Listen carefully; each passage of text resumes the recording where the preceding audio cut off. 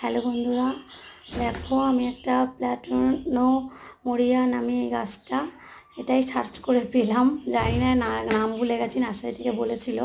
যাই হোক, এইটাকে আজকে গোল করে কাটিং করে নেবো। কয়েকটা ডাল একটু বড় টড়ো হয়ে গেছে। হেভি সুন্দর গাছটা, এত সুন্দর লাগছে। আর মানে সব সময় তোমার এরকম সবুজ হয়ে থাকে আর খুব সুন্দর লাগে দেখতে।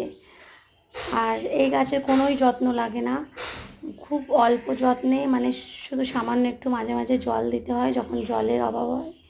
আর তাছাড়া কিছুই লাগে না। আর অন্যান্য গাছে যা ওষুধ টষুধ দিই তাই স্প্রে করে দিই, আর একটু তোমার ওই খোল জল দিয়ে দিই।